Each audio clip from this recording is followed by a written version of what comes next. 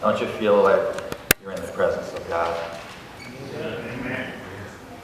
The music truly inspired Cheryl, Bob, Joan, and Katie. Thank you. I'm not even sure what I'm all going to say today, but hopefully you've already seen the blessing already. God is a good and wonderful God. We've got tough issues, though, that we have to deal with. And we need to have them be a little bit easier. And God offers just two simple requests.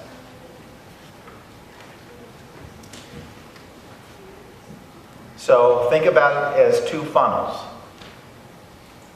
Tough issues come in. God's simple requests. Things are made easier. Peace of mind. Seems simple enough? You're saying, Keith, you're leading me down the rabbit hole. Let's take a look. Tough issues, what are they? What are the major stressors of life? Well, they really tend to be in a couple buckets. One is the bucket of major life stressors that have actually been identified by psychiatrists, money studies. There was a landmark study done, multiple nationalities, thousands of people, adults, young people. And they found these were life's major stresses. And they lead to illness. And they ranked them, starting at 100 with a score, all the way down into the low teens. And if you got a score of 300 plus, you have a high likelihood for major illness and illnesses. If your score was 152.99, you had a moderate risk for illness. And then that other bucket, moral concerns, that tends to be that church bucket, that religious bucket. We're concerned about principles of right and wrong, goodness, badness of human character. And religious groups tend to focus on that a lot. So let me just show you a little data that's been validated, and you might find yourself in some of these buckets. Think about your score. If you get adding up and you're over 500, maybe talk to me after the service. So let's take a look. Major life stressors. These are the two major life stressors right there. What do you think those are? Death of a spouse and divorce and separation. Top of the list. And here's what that list is. I apologize for the print, but I didn't want to use up a whole bunch of slides with these. That first one is death of a spouse, 100 points. Divorce, 73. Marital separation, 65. Imprisonment, 63. Death of a close family member, 63. Personal illness or injury, 53. Marriage, dismissal from work, marital reconciliation, retirement, 45. Change in the health of a family member. You see how many deal with relationships in the marital thing? Or separation or illness? How many of those are in those top buckets? And again, this is across all nationalities. When they look at Hispanics, Asian, whites, black, didn't matter. Pregnancy, sexual difficulties with all the Viagra, Cialis commercials on there. I'm not surprised at that one being on there. Gain a new family member. Business readjustment. Change in financial state. Death of a close friend. Change to a different kind of work. Change in your frequency of arguments. Major mortgage. Foreclosure of mortgage. Change in responsibilities at work. Child leaving home. I just talked with a father who his oldest daughter, first time going away to college. And he called me, and he was just weeping.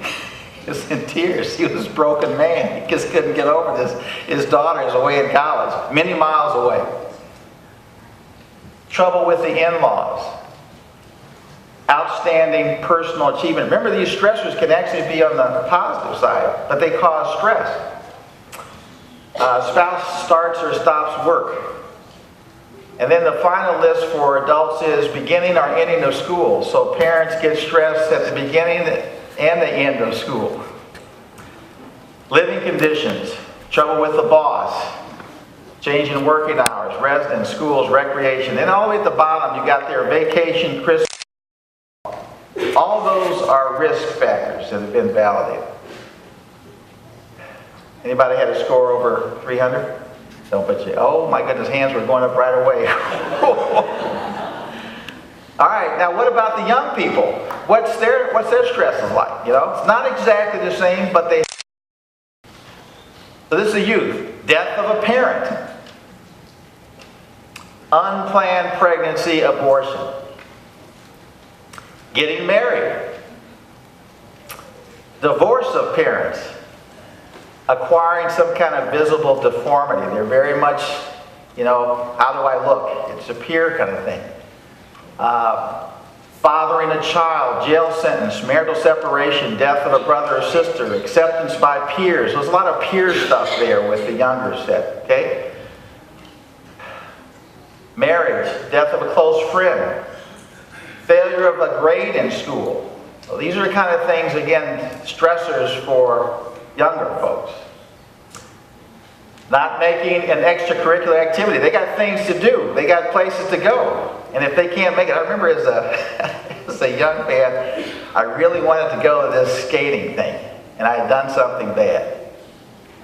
And so my parents said, you cannot go. That just broke my heart. I was uncontrollably I was just weeping. I wanted to go to the skating thing. By the way, this was back when they, you know how they used to, this wasn't rollerblades back then. This was when the old Chicago style roller skates. And I was a really good skater. And they said, you cannot go. That just broke my heart. Those are the kind of things, so for kids, they have things that are important to them. Beginning to date. Again, involvement with drugs and alcohol. Increasing arguments between parents. So you can see the list there. These are stressors. So what do we do with those? And how is following God's couple of his simple requests going to address that? So let's deal with these moral concerns. Now, you see there are churches and synagogues. So whether it's Islam, whether it's Judaism, whether it's Christian, whether it's Catholic, these moral issues that concern us. We're all aware of it. What is the world coming to? What is this church coming to? So let's take a look on the left there. Sabbath observance. Vegans versus vegetarians versus clean meats versus anything you want. Good or bad music for church or otherwise. Good or bad movies. Unwed pregnancies. Alcohol, drugs, coffee. We talk about these things. Same gender orientation. A lot of buzz about that. Jewelry and dress. And then what's that over on the right-hand column? 10 Commandments, right? We're commandment-keeping people. So we want to do what's right. A lot of guilt in the church. A lot of guilt, a lot from each other. Not from God, but from each other. But a lot of us are very sincere about that. So how do we deal with these major stresses? Put them through the funnel and the two requests that God has made, and what happens to them. So, the tough issue is made easier, the peace of mind. Isaiah 26:3 says, I will keep him in perfect peace, whose mind is stayed upon me. Do you believe that? It's true. So, let's turn to Matthew 22:37. Matthew 22:37.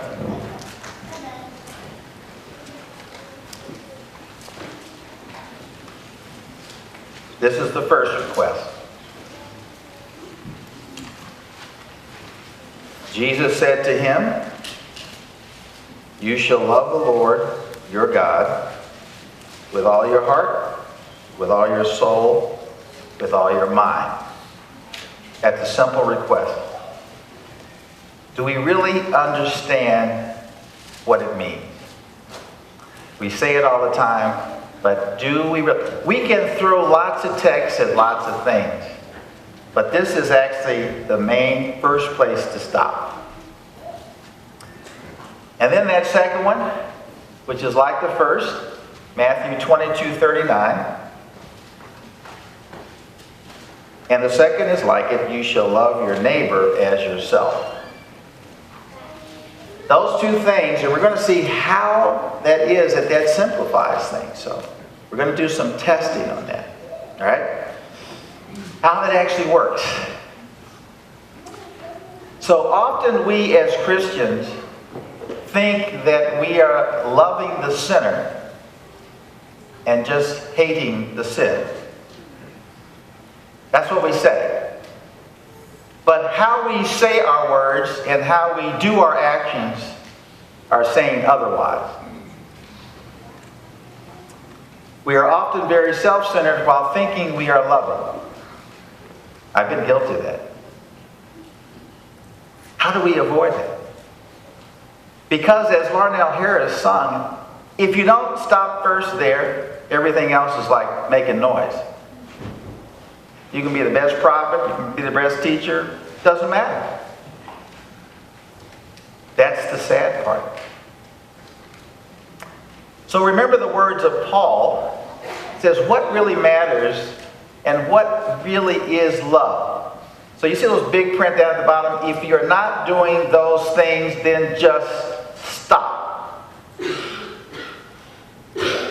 So one day, when my son was a few years ago, so my son's not here, so I can tell these stories. Dad, stop telling stories about us while you're up there speaking. So he's away at college, so don't tell him I told you this. So Jonathan always had an issue with keeping his room clean. I mean, it could be disastrously, I just unbelievable. You would never believe that. So I don't want to destroy your image of Jonathan, but that room of his can be just a disaster. And we had gone round and round about this thing. And then he did something else that day, and then something else. So this became a heated day, and I was already tired. And then he wanted to get on top of that verbally belligerent argument. So, you know how you can feel yourself just kind of getting to this point? And that's where I found myself. I did not pay attention to this scripture. He had reached the threshold. We were sitting on the couch, and it was hot.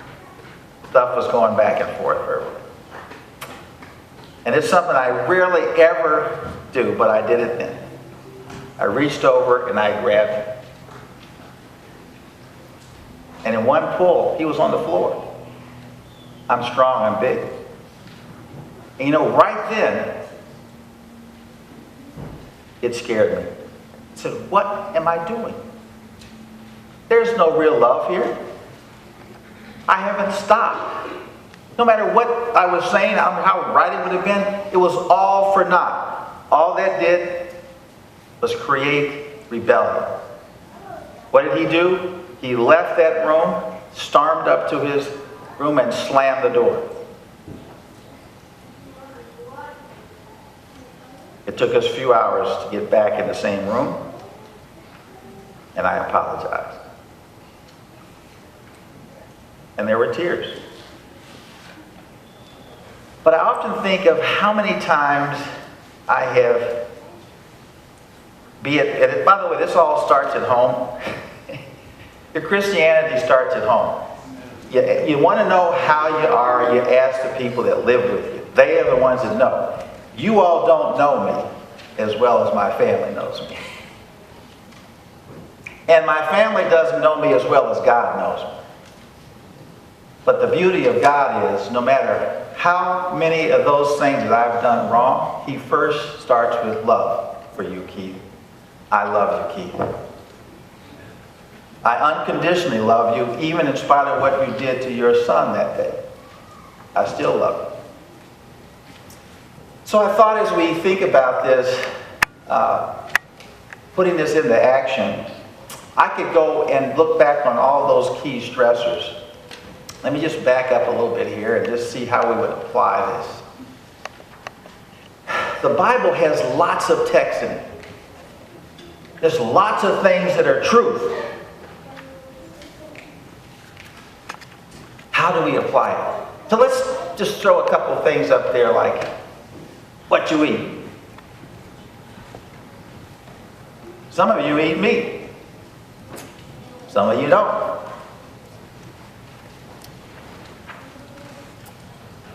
How should that matter for us as a Roseville Seventh-day Adventist Church if we sit next to someone and we see their tattoos all up and down their legs? You know? Maybe they have pierced ears all around. How should that matter to us? Because that's not being appropriately dressed.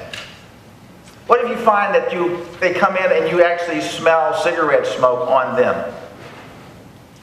Should that matter to you? Should it matter to you? Number one, I'm just asking, should it matter to you?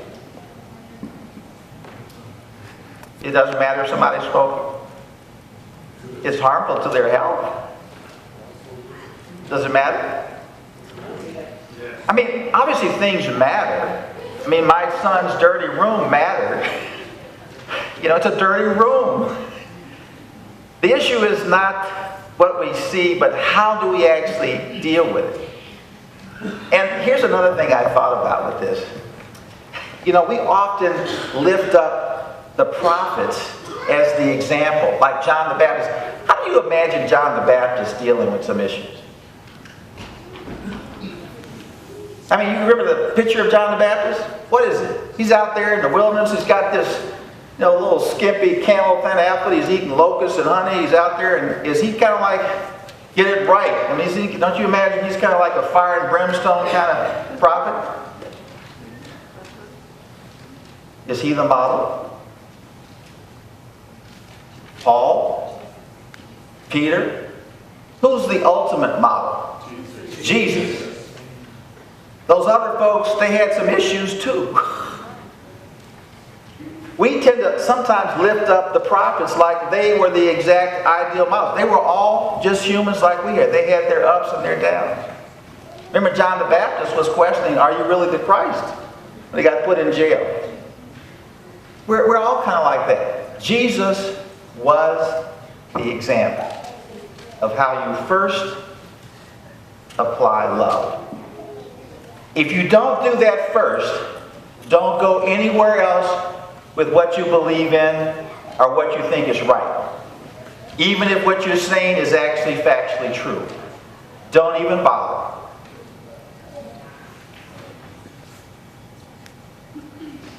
So as a church, I'm going to ask us to, as we think about these, and some of these are tough issues. We're going to see a lot of things coming up that are going to be tough for us as a church to reckon with. How are we going to deal with it? This morning in Sabbath school was like, is it safe at Roseville? Is this church safe? What does that mean? There are things that will make me uncomfortable that won't make you uncomfortable. Or I probably should say it the other way around. There's things that will make you uncomfortable that wouldn't make me uncomfortable. And we may choose, for a variety of reasons, not to belong to a certain congregation. And that's okay. But don't you think we should have a congregation that any Adventist church in the country, around the world, if you happen to stop in, there'd be a certain basic comfort level that even if the music wasn't to your liking, you would still know that the presence of God was there. Don't you think that should be the case? I've been in church services around the world, Adventist churches, and the worship service can be wildly different. But they're all coming to church believing that they're serving the same God. So how we deal with each other with those things. And so I want us to give some practical examples. And I'm just going to put the question up here. But there's this thing about 5 love languages. Have you heard about this book, 5 Love Languages, by Gary Chapman? This is usually in the context of a marital relationship or any relationship. And it basically says, if you don't know the other person's love language, then it's like speaking a foreign language. And I think that there was a practical aspect of this to us as a people in stopping first at love. Love God first. Love your neighbor as yourself. Apply the love principle. To know the love language. What does that mean? Whenever you're going to be dealing with your child, your spouse, understand their love language. So some people, they like words of affection. That's their love language. You can do acts of service all day. You can do physical touch and hugging. That's not registering with them. They want words of affection. That's what means something to them. And by the way, the language that they like to receive may not be the same. For example, the language you may like to give, you may want to receive it in a different way. So it's not the same. Receiving gifts. Some people are gift givers. Have you ever those folks that they're always sending cards, they're always giving, that's just their love language. They like doing that. That's what means something to them. Acts of service. Many men are guilty of this. They say, you know, this is in the old traditional way, because actually, in terms of those who are out in the workforce, there's a fair number of the women out there, and actually who are the primary breadwinners. But this issue of acts of service, they say, I mow the lawn, I take out the garbage. I don't need to tell you I love you. You can see what I do. No? If that's not the wife's love language, you can do all that all day long. It doesn't necessarily mean to your wife that you're saying that you love her. Physical touch. Some people like to be touched. Other people don't. So if you like going hugging everybody and you can see that, don't go there. I tend to be naturally a hugger, but I know when to stay back. Some people like it, but understand the language, quality time. If you don't spend time, my wife, she wants me to spend a certain amount of time with her. The other things don't matter. How much time are you spending? So, how does this come into context with those 2 simple requests? When we have a moral issue with somebody, we think they're doing something they shouldn't do. It's okay to be concerned about that, right? Because we're our brother's keeper, right? But then how should we go then afterwards? Should we do anything? I always ask the first question is, do you have a relationship with him? If you don't, let me suggest to you, you should do nothing. Think about that. What do you think about that? That's your first stop, is do nothing but pray and ask God's guidance. Because what are you going to do? I've been approached, I remember when I was a young man, and I was in my teens, and churchgoer, but I experimented with those cigarettes. I remember the head deacon spotted me one day with it, so he came at me. You know, you shouldn't be smoking cigarettes. You know, that's wrong. Quoted us some few texts. And he was, by the way, he was friendly. He was nice. He wasn't unkind. Said, your parents know about this? You want me to tell your parents? Very nicely, by the way. And so that helped, that he wasn't like, you know, just kind of in your face like this. But let me tell you, what do you think that my reaction was? And I had no relationship with him before. So basically, didn't mean that much. I did appreciate the fact though that he wasn't obnoxious about it. So that did help. And he kept after me 2 or 3 times. Are you smoking? I mean, you know, if I wasn't, every time he'd see me, he'd ask me that same question. In this morning in Sabbath school, a story was told about someone who was put out of church because he was smoking. And yet still people that gossip, they weren't put out of church. That we do pick and choose things, right? Why do we do that in the church? If it's not your sin, you know, you kind of go at it. And what is the church and why should it be a safe place for us? I found the world to be a much easier place if we focused on God and loving Him and keeping our mind on Him, and then loving someone else as we would ourselves. And so with my son, we came to a settlement. I wasn't going to worry about his room. As much as it was against my total grain, I was not raised that way. My parents would never have allowed that room to be that way. And I could have changed, by the way, I could have done it so he would have changed that room. I could have done it. There's a way, as a parent, you can actually get it to happen. But at what cost? And I went back in my room, stayed on my knees, and I asked God, help me with this. Because I on my own I'm going down the wrong road every time. And God told me to let it go. Let it go. Now, I must say, by the way, this is ongoing saga. When he gets back from college, we'll probably revisit the conversation. But at that time, let it go. And you know, we had breakthroughs in terms of the relationship. Because really, does the room matter? What really matters is his relationship with God. Because God will do the changing. I think we often want to do the changing for folks. We're going to evangelize them. It's God that does the evangelism. It's God that changes the hearts. We are the ones that not get in the way of that. He will do that. But you got to stop at love first. Stop at love. And it makes it easier. It's an easier place to live if you yourself are not taking on burdens God didn't ask you to take on. I want you to watch and see, this is my last slide here. God is love, and He's seeking to restore our relationship back to Eden.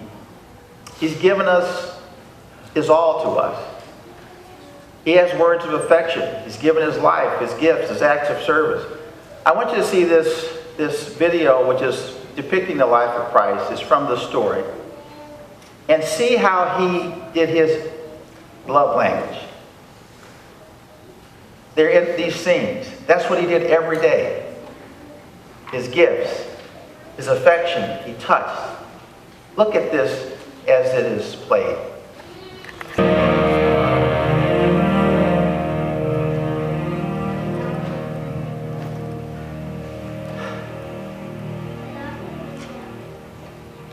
God is love.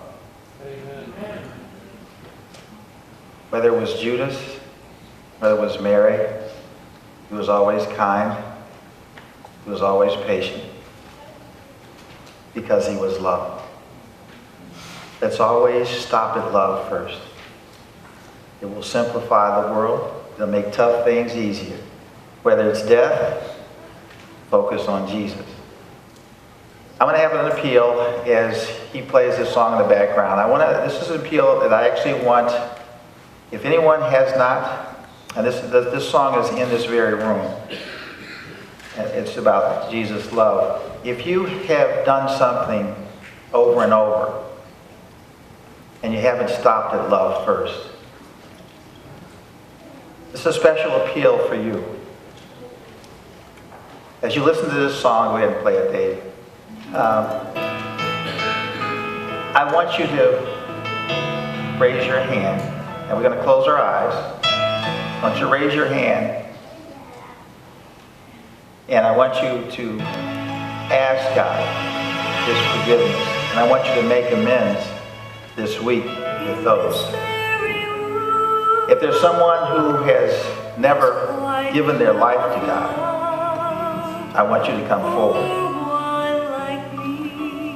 I want everyone to close their eyes. Everyone's eyes closed. This is a special appeal. I want us to stop at love first. When things get tough, turn your eyes upon Jesus. Is there anyone who this week has not stopped at love first, that you want to raise your hand and acknowledge in this very room, we thank you for being with us, dear God. We want to stop at love. We want to know and get to know better the God of love. Be with us in our relationships, because it's relationships that matter. It's relationships that make it compelling. And it has to be on a foundation of love. And then we can go on with whatever we want to go to after that, whether it's doctrinal or otherwise, but we first stop at love.